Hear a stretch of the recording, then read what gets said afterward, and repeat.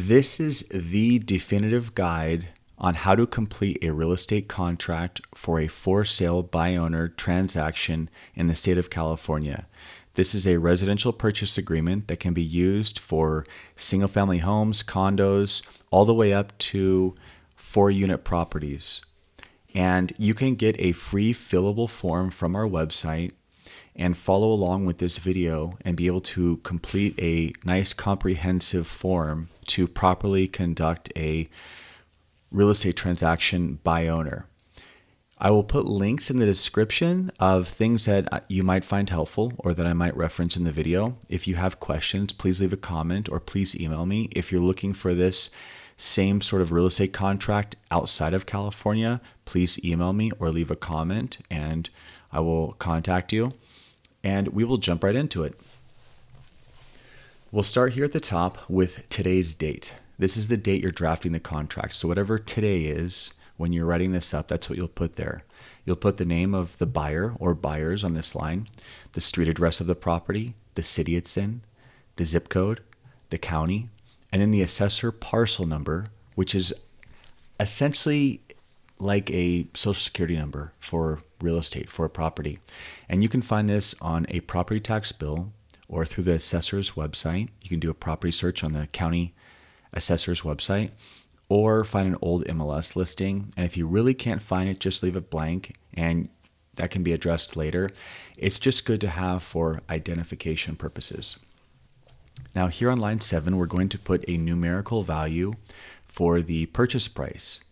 Then we're going to write it again in a text value. So the purpose of this is to confirm the sales price. Obviously, it's an important component, so we want to make sure there's not a typo here that messes everything up. So we're putting it here in a text or a numerical value, then a text value to be sure that we're confirming that this is the intended number that we want.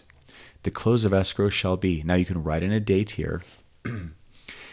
And if your buyer is getting financing, I suggest communicating with the loan officer and asking how much time is needed.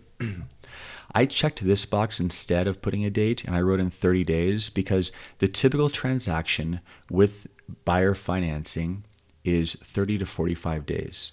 So I wrote in 30. Now, if we were doing cash, we don't need that much time, so I might write in 7 to 14 days, depending on how much time the buyer wanted to conduct their investigations. Or you could write in a definitive date. It's up to you. It's up to your preference, but do communicate with the buyer's lender if there's a lender involved. Representation pertains to brokerages. Now, this might be a for sale by owner where the seller is selling without an agent, without a broker, but the buyer has representation.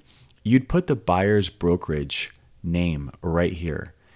But we're pretending like there's no brokerage involved whatsoever. So I wrote NA, or you could write not applicable, or just draw a line through it. I don't recommend leaving things blank. It's good form to at least put a line through stuff.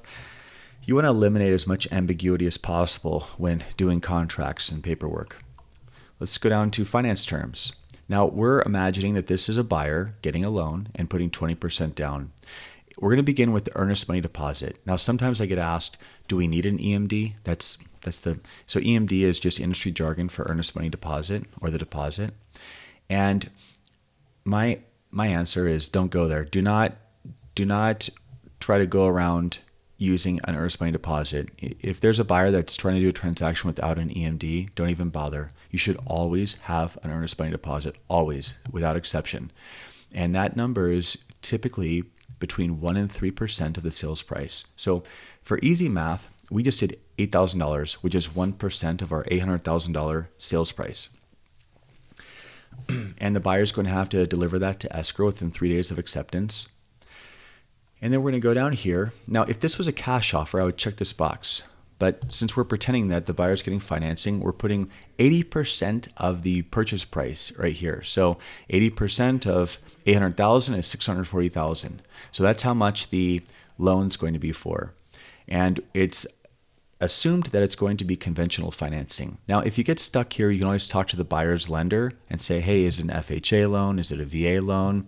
If maybe in another transaction, a seller might be doing some financing or helping out with a second loan, you can write in any additional terms here. But generally speaking, in a normal transaction, you're just going to have the earnest money deposit, the loan, and then the down payment. Now, 20% of $800,000 is $160,000, but we're not putting that because we already have $8,000 in escrow as a deposit. So we're deducting that deposit, and this is the remainder of the down payment. Now, you can add these up, lines 16 through 28, and all together this should equal the purchase price. So this number down here on line 30, which totals up all of these, this should be balanced with the purchase price. And that's just a way for you to double check your math. Again, we're trying to prevent any sort of confusion or typos, and we're trying to make sure that everything is balanced and checks out. At the bottom of each page, the buyer and seller are both initialing. All right, we'll move on to page 2. Now, this contract by default gives a buyer 3 days after acceptance to deliver a proof of funds. That could be a bank statement typically, or some sort of proof that the buyer does possess the money in cash for the full purchase price if it's a cash transaction, or for the down payment. And then lender verification. Now, if the buyer's getting a mortgage, that the buyer is able to obtain a loan in the form of a letter from the lender saying this buyer's pre-approved for this loan amount. And speaking from in the professional side of the business, no offer really should be submitted without these two forms. When agents submit offers to each other, this is included. A proof of funds and a lender letter are both included with the offer. If you're selling by owner, it's very wise, it's my suggestion, that you get this from the buyer so that you don't get locked into an escrow with a buyer that can't perform, and it just blows up in everyone's face and turns into a disaster down the road. So although you have 3 days from acceptance, I would enforce that number. And quite frankly, I would ask as the seller before I sign off, I would make the request to get a copy of the proof of funds and lender verification prior to signing. That's me. If I was selling by owner, knowing what I know as a broker of over 20 years, that's what I would do. All right, let's go down to the closing costs. All right, let's talk about closing costs here. I promise you this form gets less complex, but these are absolutely crucial and essential components to a transaction. And when you find those 1 or 2 or 3 page sales contracts online, they're overlooking a lot of factors that are going to come up in the course of the transaction. So it's best to hash that out up front so that the parties aren't pointing the finger at each other in the middle of escrow when an unexpected fee arises and neither party wants to shell out $3,000 for it or whatever comes up, which I've seen happen many times. So we're going to start by an obligation for a smoke detector, water heater. Oh, let me back up. Smoke detector installation, carbon monoxide detector, and then water heater bracing. These are required by the state of California of a seller. So I sometimes see buyers waive it. Well, the buyer can't waive it because this is between the state of California and the seller. This is not just a matter of the buyer. The state's telling the seller, listen, you need to deliver this property to a buyer in a condition that doesn't have these safety hazards as an issue, and these are very important. So no matter what, these should always be done, even if the home's a tear down. I won't expand on it, but from a liability and compliance standpoint, it's insanity for a seller not to make sure that these simple matters are addressed. They're very inexpensive and simple, but if they went wrong, it could be legally devastating for a seller. So I always check the box seller because the seller is the one in possession of the home. The seller is the owner. The seller's the party that needs to go in and make sure these are installed and that they're in compliance and functional. Natural hazard disclosure. Again, this is an obligation by the state placed onto the seller to furnish the buyer with a disclosure. The buyer can't just waive it. It's kind of like when you get that credit card book, I like to say. where you get like an update from your credit card, and it's that little booklet of size 8 font with all these terms and conditions, and you just see it and it's like, I'm not going to read this. But the credit card company doesn't care if you throw that in a recycle. They're obligated by their regulatory bodies to furnish that to consumers. Same thing with this NHD. So the seller pays for an NHD. Now, the termite report can be waived by the buyer, but we have it here in the form where you can choose for, in many cases, the seller to get a termite inspection. Usually it's around $100 for a wood destroying organism inspection. That's what the technical name of the termite inspection is. And I wrote in seller's choice because if the seller's paying for the $100 inspection fee, sometimes I can find it free, sometimes it's $200. But generally speaking, if the seller's paying for an inspection, let them choose the company. And this can be waived. You can uncheck this or delete that, and now there's no termite inspection incorporated into the agreement. Following reports, sometimes I see people check buyer and write property inspection because it's wise for a buyer to have a property inspector come out and do a thorough investigation of the condition of the property, but you don't have to write that in because the buyer still has 17 days to do investigations. And I'll explain further on that later. But the buyer can do whatever they want. They don't necessarily have to state that they're going to get a report from an inspector. All right, title insurance. Now, I have the seller paying owner's title insurance. I'm filling this out from the perspective of a transaction done in Southern California by what's customary or typical on a Southern California transaction.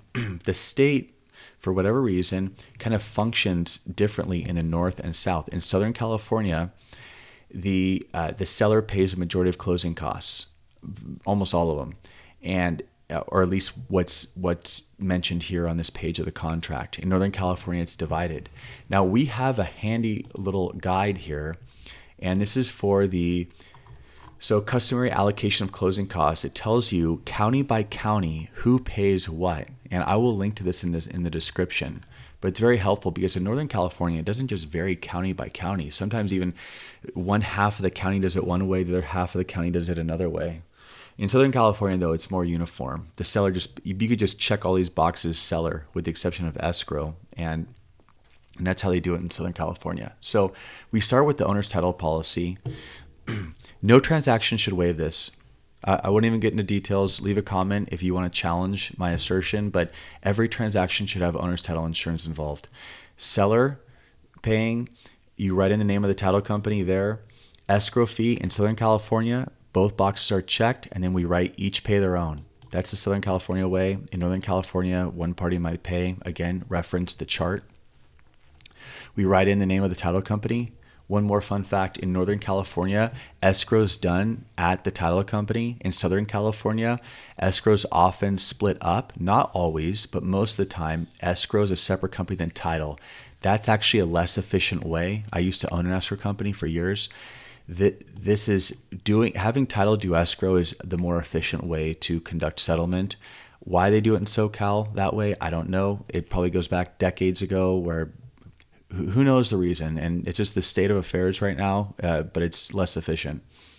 Again, if you want to challenge that assertion, go ahead and leave a comment. We can discuss. All right, so I checked the box. Escrow company is the same as title company. Just to clarify, that's what we're talking about here, which is how it's done in Northern California. With the seller paying the county transfer tax, with the seller paying the city transfer tax, if applicable. Not all cities have a transfer tax. If there's an HOA, and there of course may not be one, but if there is, seller shall pay for the cost of basically the HOA document preparation cost. If there's a transfer fee or a certification, seller's paying all these. Seller shall pay for a home warranty equal to or less than, this puts a cap on it. So if $800 is the cap for a home warranty. Now you could go on a home warranty company's website and pull up a calculator by checking boxes. Okay, I want water heater, I want the refrigerator, I want the air conditioner covered, and they'll give you a quote. But I'm just kind of generalizing. $800 is probably plenty for a home that goes for $800,000. I put, you know what? I have buyer's choice or seller's choice written here, but I always write buyer's choice. The reason is that after the transaction closes, it's the buyer that's stuck with this home warranty company. It's the buyer calling that 1-800 number and having to deal with the customer service of the home warranty company. So you don't want to just give the buyer some crummy home warranty company and the buyer blame the seller. And it's just easier. If the buyer's the one that has to deal with the level of service from the home warranty company, let the buyer choose. It makes no difference for the seller. It makes none. As long as there's a price ceiling, it's no factor for the seller. You don't have to have a home warranty. Leave it blank and it's waived. If the parties are paying any fee, a transaction coordinator fee, if they are paying a 1% commission to a buyer's broker, whatever you can think of, you can use these auxiliary lines here and fill them in. These are blank spaces just for whatever may not be in the contract that you need to add. Both parties initial, and we move on. Items included in the sale. Now, there's certain things that are stated here. In general, items that are affixed to the property are part of the real property and they convey. And that includes curtains and blinds and window coverings, as they're called in general, which often get taken. That comes up a lot, I see.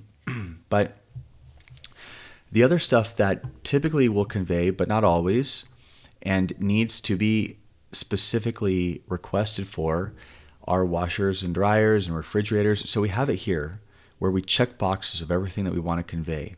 And if you want a television wall mount, or brackets as they're sometimes called, you'll need to click separately television, or else you're just going to get the bracket on the wall and not the TV with it. If there's something else you want, like that shiny golf cart in the garage, or that beautiful ceramic pot in the backyard that would otherwise convey, then you'll need to write it in here.